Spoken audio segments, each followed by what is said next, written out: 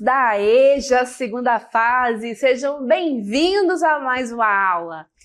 Eu sou a professora Joyce Martins, do componente curricular de língua portuguesa, e esta é a nossa aula de número 2, que tem o seguinte objeto de conhecimento. Vamos a ele? Estudos literários. E detalhando esse objeto, temos aí pré-modernismo Lima Barreto. Ok? Então vamos juntos começar esta aula.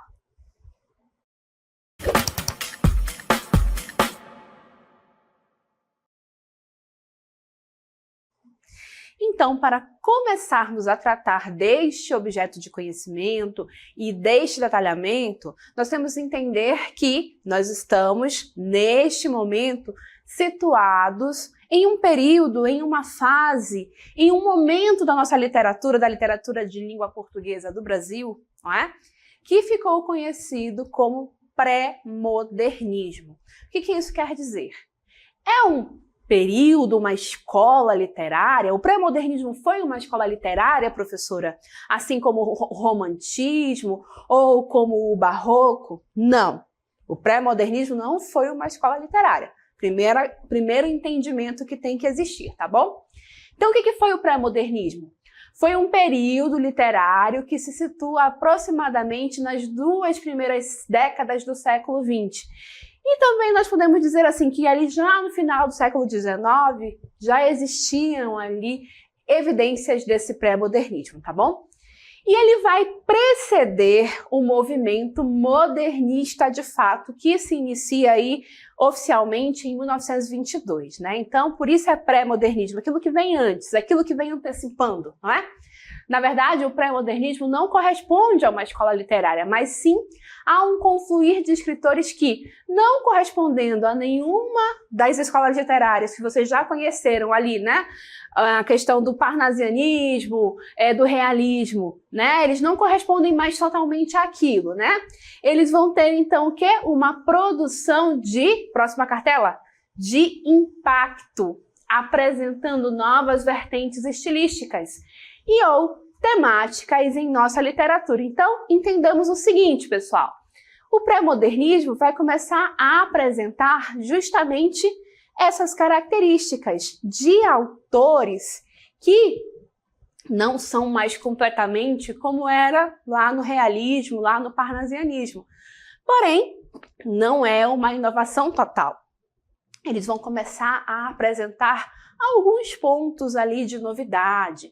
Porque não é assim, gente, do nada eles acordaram e resolveram que seriam modernistas. Não é assim. É um processo. Essas mudanças na literatura, elas vão acontecendo aos poucos, tá bom? Então, de certa forma, esse momento aí do pré-modernismo reuniu autores que estavam nesse processo aí da transição, não é? Em que ora eles estão lá com o pé no século XIX e ora já estão lá com o pé no século XX, com as novidades que começam a surgir, ok? E por que então esses autores começam a apresentar essas novidades? Nós temos que entender o seguinte, pessoal, que sempre que a sociedade vai se modificando, as estruturas sociais vão se modificando, também a mentalidade das pessoas vai mudando. É assim sempre, né?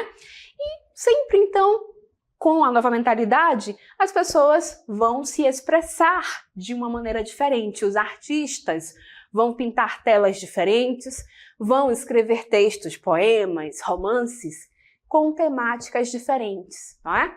Então temos que entender isso. E para entender isso, então, por que esses pré-modernistas começaram a surgir com essas novas ideias, esse novo jeito de fazer literatura? Ou melhor, de começar a apresentar inovações? É porque o contexto, o momento histórico do nosso país estava se modificando. E são modificações muito importantes, pessoal.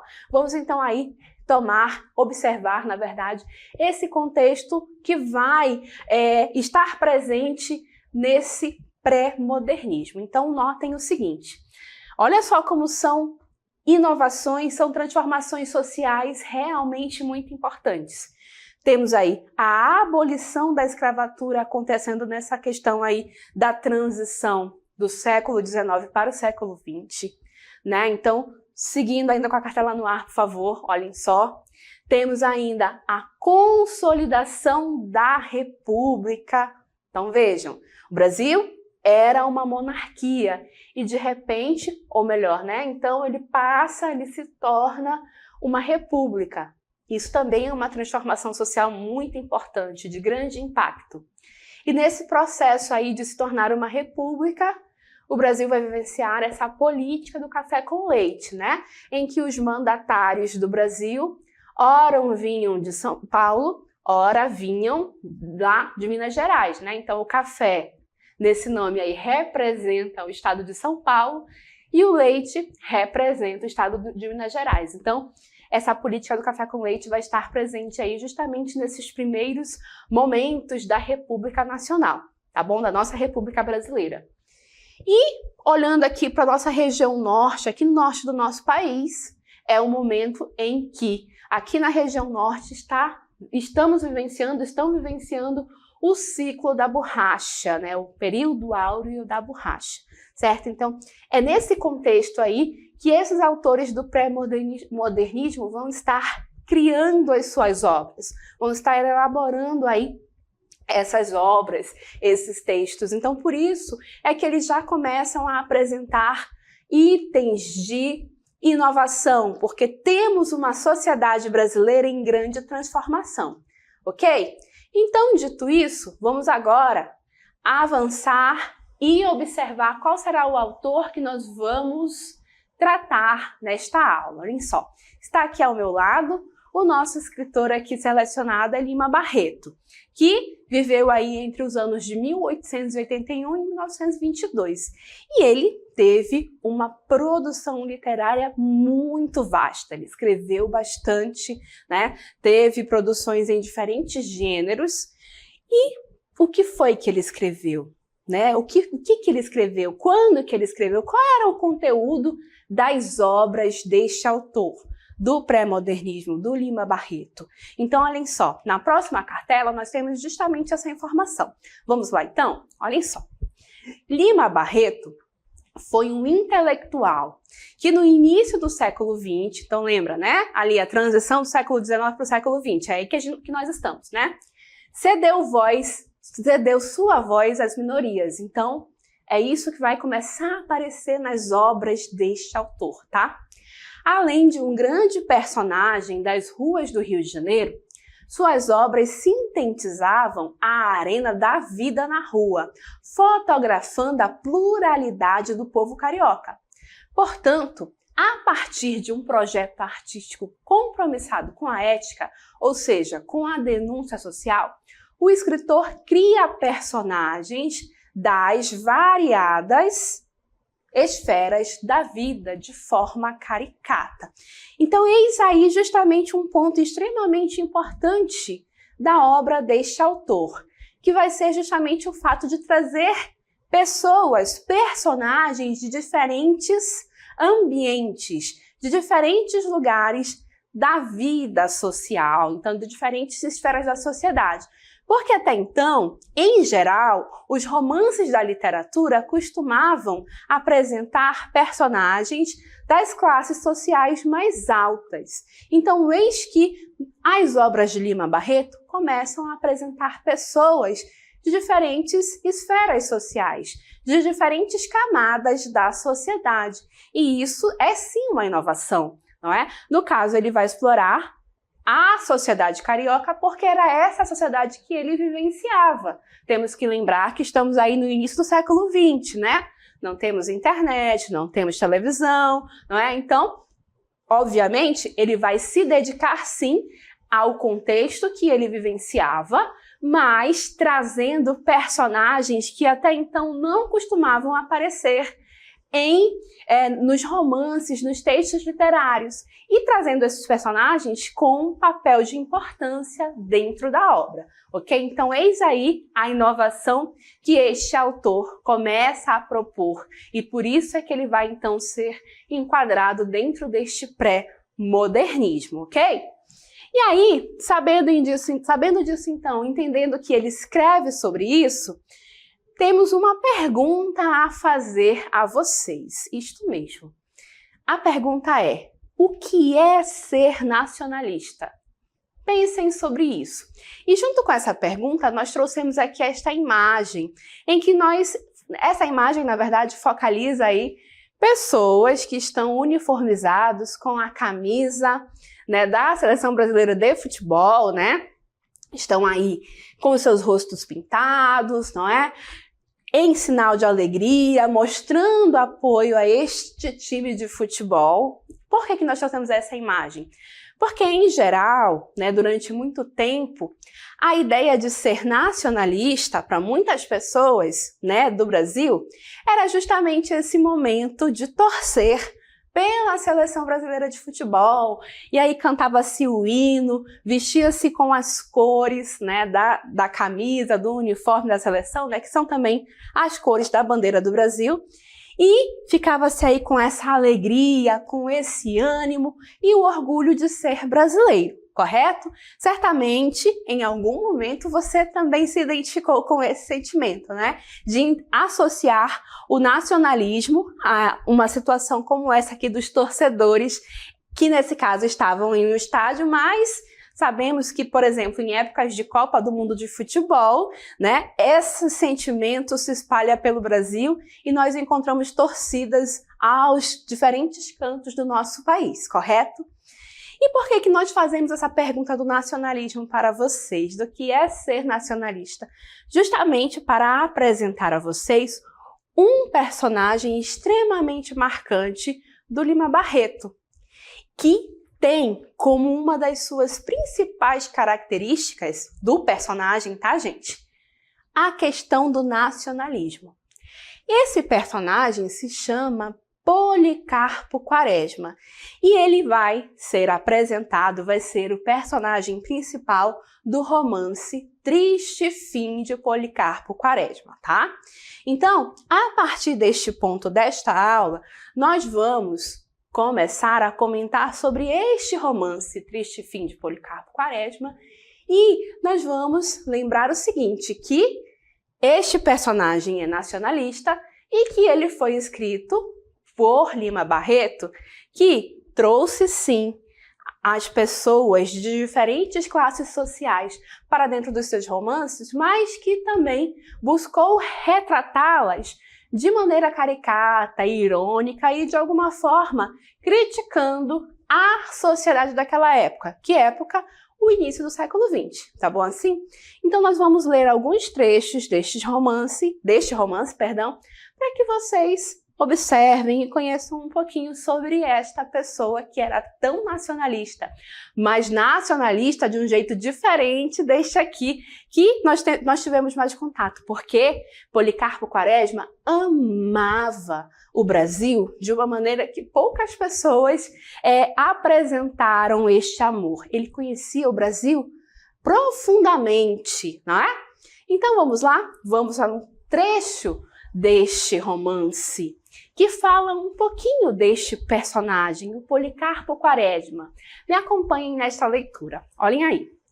Logo aos 18 anos, quis fazer-se militar. Quem? Policarpo Quaresma, tá, gente?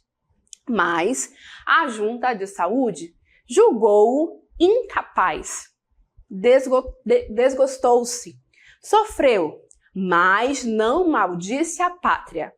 Impossibilitado de evoluir-se sob os dourados do exército, procurou a administração e, dos seus ramos, escolheu o militar. Durante os lazeres burocráticos, estudou, mas estudou a pátria nas suas riquezas naturais, na sua história, na sua geografia, na sua literatura e na sua política. Quaresma sabia as espécies de minerais, vegetais e animais que o Brasil continha. Sabia o valor do ouro, dos diamantes exportados por Minas, as guerras holandesas, as batalhas do Paraguai, as nascentes e o curso de todos os rios. Então percebam aí que, de fato, era alguém que por amar muito a pátria, queria servi-la. E ele compreendia que a melhor forma de servir seria como no exército. Porém, ele não conseguiu, então ele buscou uma outra maneira. No caso, ele foi para a administração pública e buscou prestar esse serviço. E, nos intervalos, ele fazia o quê? Ele estudava sobre a pátria, porque ele queria conhecer a fundo, né, nascentes de rios, o valor ali dos metais, dos diamantes, tudo. Ele queria conhecer a fundo esta pátria. Então, eis aí o quão nacionalista era Policarpo Quaresma, personagem do romance Triste Fim de Policarpo Quaresma, certo? E aí a gente já vê que, de fato, a gente pode pensar, nossa professora, mas existe uma pessoa que seja assim? Bom, talvez exista, talvez tenha existido, mas certamente Lima Barreto quis mostrar com o seu personagem uma pessoa caricata, ou seja, alguém que era exagerado de fato, porque ele quis usar essa questão do amor pela pátria justamente para, de alguma maneira, criticar aquele momento. Vamos lembrar que o Brasil, naquele momento ali do início do século XX, era uma república recente. Então, de alguma forma, ao utilizar essas características do Policarpo Quaresma, ele queria, na verdade, criticar ali questões e situações deste país que era uma república recente, com muitos problemas que existiam naquele período, ok? Então, avançando na próxima cartela, nós temos justamente uma informação. Olhem aí. Lima Barreto escreveu sobre homens de cor, pobres e suburbanos, mas também se debruçou sobre personagens outros. Então, Policarpo Quaresma, ele não era exatamente essa pessoa ali das camadas mais baixas da população, né? Ele vai ser um funcionário público, mas ele então vai fazer parte desses personagens outros, né? Aqueles que um dia foram chamados de os grandes homens, heróis da República, também foram alvos de sua pena, ou seja, também foram registrados pelo Lima Barreto, né? E aí, ele vai escrever sobre o quê, né? Ou, do contrário, estaremos esquecendo o Marechal Floriano Peixoto e sua risível caricatura, tão bem construída pelo autor no seu Triste Fim de Policarpo Quaresma. Então percebam aí, pessoal, que algumas interpretações sobre este romance, sobre este texto, Triste Fim de Policarpo Quaresma, vão inclusive propor que o Policarpo Quaresma seria uma caricatura do Marechal Floriano Peixoto, que foi um dos presidentes do Brasil ali naquele início de república, né? Então, mostrá-lo assim, excessivamente apaixonado pelo país, era uma forma de alguma maneira, criticar algumas ações daquele período e da sociedade daquela época, do início do século XX, né? É importante lembrar que, ao notarmos, ao indicarmos que, de fato, Policarpo Quaresma era extremamente nacionalista, era nacionalista ao ponto de nunca maldizer a pátria, de nunca reconhecer problemas sociais, de nunca compreender ou visualizar que o Brasil, sim, tinha pontos positivos, mas existia muita coisa a melhorar. Então, era um nacionalismo ao extremo, ok? Então, por isso que nós podemos dizer que este personagem era caricato, foi uma caricatura, tá bom? E aí, seguindo com a nossa aula, nossa leitura de mais um trecho do romance Triste Fim de Policarpo Quaresma. Então, olhem aí. Policarpo Quaresma, cidadão brasileiro, funcionário público, certo de que a língua portuguesa é emprestada ao Brasil, certo também de que, por este fato, o falar e o escrever em geral, sobretudo no campo das letras, se vêem na humilhante contingência de sofrer continuamente censuras ásperas dos proprietários da língua, sabendo além que, dentro do nosso país, os autores e os escritores com especialidade, os gramáticos, não se entendem no tocante à correção gramatical, vendo-se diariamente surgir azedas polêmicas entre os mais profundos estudiosos do nosso idioma, usando do direito que lhe confere a Constituição, vem pedir que o Congresso Nacional decrete o Tupi-Guarani como língua oficial e nacional do povo brasileiro. O suplicante, deixando de parte os argumentos históricos que militam em favor de sua ideia, pede vênia para lembrar que a língua é a mais alta manifestação da inteligência de um povo, é a sua criação mais viva e original. E, portanto, a emancipação política do país requer como complemento e consequência a sua emancipação idiomática. Então vejam que, de fato, ele era essa pessoa que estudava muito sobre o Brasil, que conhecia muito a respeito do Brasil e que, para ele, o Brasil como nação seria de fato mais respeitado, mais reconhecido e de fato emancipado lá de Portugal se não fosse o português a língua nacional e sim o Tupi-Guarani. Ao propor isto, porque este trecho do romance aí é o momento em que ele propõe esta ideia, ele foi ridicularizado, ele não foi bem recebido. Mas vejam, eis aí o ponto em que o Policarpo Quaresma vai ser essa pessoa extremamente apaixonada pelo Brasil, né? Esse nacionalista ufano tinha ideias muito importantes sobre o Brasil. Então ele achava que culturalmente seria mais proveitoso se a língua oficial do Brasil fosse, né, o Tupi-Guarani e não o português. E acabou não sendo lá muito bem sucedido. Então, nessa primeira empreitada dele, de tentar, de alguma maneira, rever aspectos culturais do Brasil, ele acabou não sendo lá tão bem sucedido, né? E, ao longo de sua trajetória, o Policarpo Quaresma vai não ser bem sucedido em outros aspectos da sua vida. Por isso é que o romance se chama Triste Fim, porque ele vai tentar, né, ajudar o Brasil a ser, digamos assim, uma pátria melhor em vários aspectos e não vai conseguir, encontrando um final trágico, tá bom?